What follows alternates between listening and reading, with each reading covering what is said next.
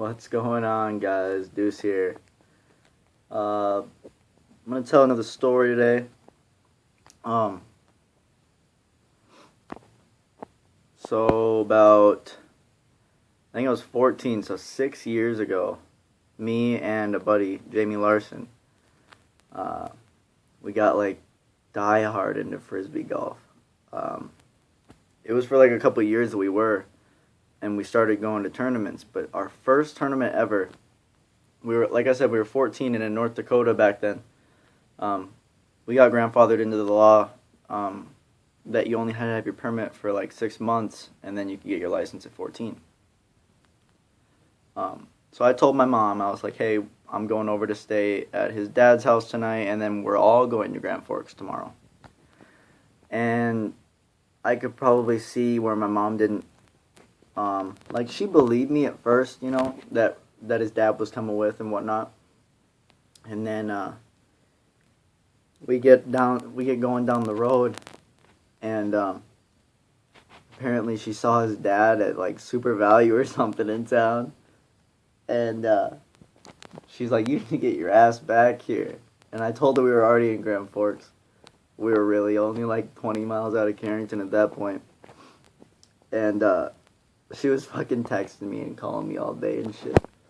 But on our way up there, you know, like the strips of tar that they lay in the road to like cover up cracks and shit.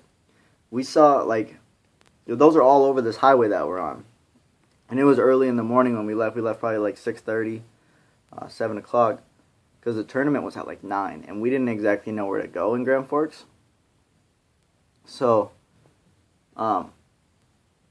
and I'm pretty sure it was both of our first time like driving or going that distance without like any like parents or anything, so we didn't really know what the fuck was going on. But we see this thing in the road, and it looked like a tar line or whatever. So we were like, well, we really didn't say anything, you know. You don't think anything of it. And then we got probably like 5 feet away from it. This fucking duck flies up, and we fucking rail the shit out of it. Fucking wrecks his grill and everything. And we pull over and pick it out and shit. And we start going again, and there's a town east of here. It's called Cooperstown, and that's 45 miles away. We were probably 15 minutes out, and we fucking see another one. And I don't know why he didn't slow down at all, but we fucking smoked that one too. Holy shit. They're so stupid. Like, it was just sitting in the fucking road, sleeping. We're pretty sure it was sleeping, and it just fucking flew up. We railed it with the fucking windshield, and we had to pull over at the fucking Cenex in Cooperstown to wipe it off. Just guts all over. But we finally get to Grand Forks. We had to ask this guy on a fucking bike where the fuck this park was. And we get there, and my phone's on loud, and it's like a rule there. Like, we didn't know a lot of rules. Like, he knew a professional player that he met at Shields somehow, and he was the one that invited us to go to this thing. And we get there, we meet up with them, and then they have like a meeting before the tournament starts, like going through who's partnered with who. Like, me and Jamie were obviously partners, but they go in groups of 4s, so we had someone to compete against.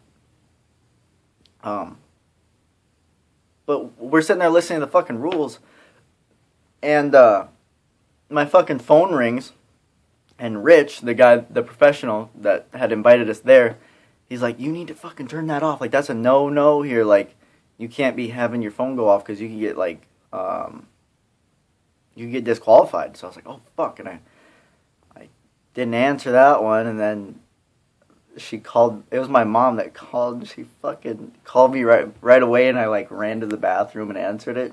She's like, you need to get your fucking ass home and all this bullshit. And I fucking hung up on her, dude. I fucking hung up on my mom. And if any of you guys know my mom, that's not the right thing to do in that situation. So we fucking play this tournament or whatever, 18 holes.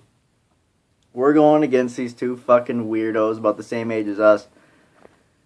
They were way shittier than us, But they were fucking cheating too. Like, when your disc lands, you're supposed to throw from the back part of where your disc was. Like, you step up to your disc and you grab it, and your foot has to stay where your disc was on the back of it.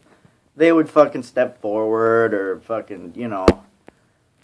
It was bullshit. But anyways, then we get done with the tournament, and then they have this thing for, like, free shirts, or they were giving away free discs or whatever.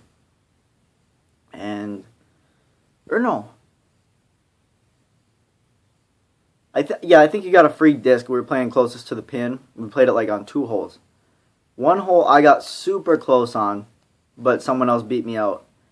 And then the next hole, you had to throw, the first hole you threw downhill, so it was super hard. That was when I got closest on. I was probably like 10 feet away.